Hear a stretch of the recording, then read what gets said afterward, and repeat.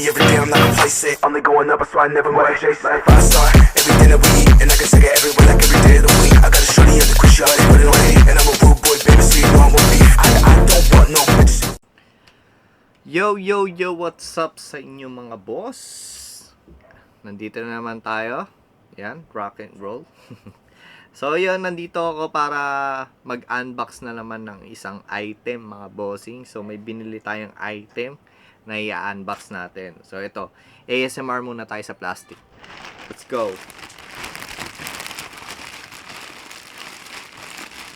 Wow, ASMR. Itong binili natin is Boya BY MM1. So tara, buksan natin mga boss. Ayan. So ito, flash. Flash yung nag-deliver sa atin. Naka-bubble wrap na black. And kunin natin ang cutter. So ayan.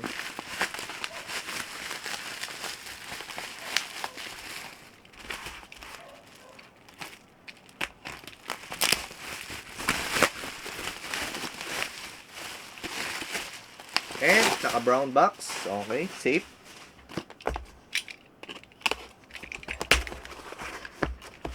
At ito na siya. So ito yung resibo. So ito yung resibo natin. Isang tabi muna natin. So ito na yung ating Boya BY MM1 microphone, no. So ang nasa laman daw nito is Boya BY MM1 microphone, and yung shock mount niya, tapos Fury windshield, and yung 3.5mm na audio output, no. So buksan na natin mga bossing. So medyo ano lang, talagang nadurog lang yung kanyang box, no, pero tingin ko naman safe naman siguro tong item natin. So ito yung gamit ko ngayong microphone is Senda. Matagal ng microphone to. So ngayon ito naman is Boya, budget meal din. So hindi muna ako bumili ng sobrang mahal na microphone, no. Dito muna tayo sa subok. Subok na rin naman ng iba to para sa mga beginners, para sa nagba-vlog, no. Ayan. So ito yung ating manual. Ayan. So ito yung manual natin. And then, ito yung 3.5mm na audio output cable. Ayan. Tapos, ito yung isa. Ayan, actually dalawa siya. Yung isa parang ano siya, no, may spring. Ayan. And then, ito yung isa niya.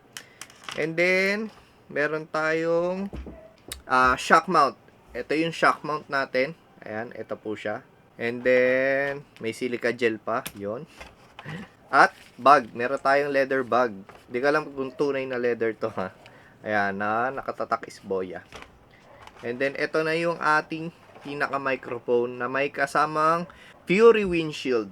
Ayan. So ito siya, tanggalin natin, mga boss. Yan. So tanggal na natin. Ito po yung itsura. At ito yung ating Boya microphone. So, ayun mga boss, testing na natin, no, para at least ma-compare natin yung ating Boya microphone sa ating built-in microphone at sa external microphone ko na Senda. So, let's go! So, hello mga boss. Ito yung ating built-in microphone ng Sony ZV-E10. So, test mic, 1, 2, 3, 3, 2, 1. 1, 2, 3, 3, 2, 1. So yan po, hello. Sana okay po yung audio. So testing naman natin yung ating external microphone na Senda, yung gamit ko, no? So let's go. So hello again. Ito na, gamit ko na yung ating external microphone na Senda. So ayan, testing natin kung okay ba yung audio. So 1, 2, 3, 3, 2, 1. 1, 2, 3, 3, 2, 1. Hello, test mic. Alright, so dito na tayo sa susunod natin na external microphone, which is itong bagong bili natin na Boya BY-MM1. So let's go. So ito na po yung ating external microphone na Boya BY-MM1. So test mic lang natin. Same spot lang kung anong ginawa ko sa built-in microphone tsaka sa Senda external microphone natin. Hello, test mic. 1, 2, 3, 3, 2, 1. 1, 2, 3, 3, 2, 1. So, ayan mga boss, hello, kung okay ba sa inyo. Kayo po yung makakausga ganyan kasi mamaya ako pa po machi-check kung ano po yung kagandahan ng bawat microphone na tinesting natin kapag inedit ko na siya sa PC ko. So, testing naman natin siya kapag ka nakabukas yung ating aircon, no, mga bossing, kung talagang nakakatulong yung Fury windshield niya. So, tara, subukan na natin kapag nakabukas yung aircon. So, ito po yung ating Boya BYMM1. So, kasalukuyang nakabukas na po yung ating aircon dito sa kwarto. So, di ko alam kung naririnig nyo ba. Pero may ugong or may sounds po yung aircon natin, no, kapag binuksan. Kaya, hindi ko sure kung okay po siya. Tatahimik lang tayo ng 5 seconds.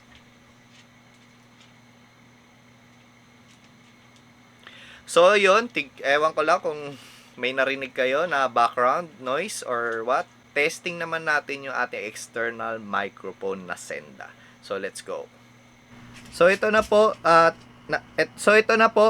ang ating Senda external microphone. So, testing natin ulit dito. May noise po ulit yung ating aircon, mga boss. Ayan, nakabukas pa rin po siya. So, tatahimik ulit ako ng 5 seconds para malaman nyo kung rinig ba yung ating background noise sa aircon.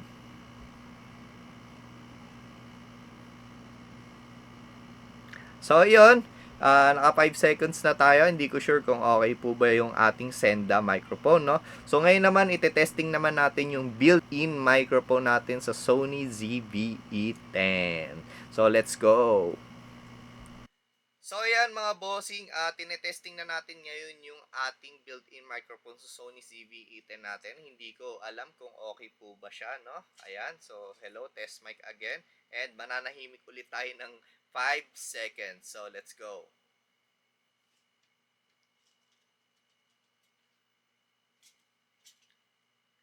So, yun, ewan ko kung narinig nyo ulit yung ating background noise na galing sa aircon, no? So, ewan ko lang kung ano yung okay sa inyo. Kayo na mamili kung anong gusto nyo. Bumili ba kayo ng external microphone na BY-MM1 na Boya or Senda microphone, or bahala na kayo kung gusto nyo mag built-in microphone. Depende sa gamit nyo, kung anong gamit nyo. Kasi ito po yung gamit ko dati na naka 12 Pro Max tayo na iPhone. So, which is okay naman yung audio niya kahit wala siyang external mic.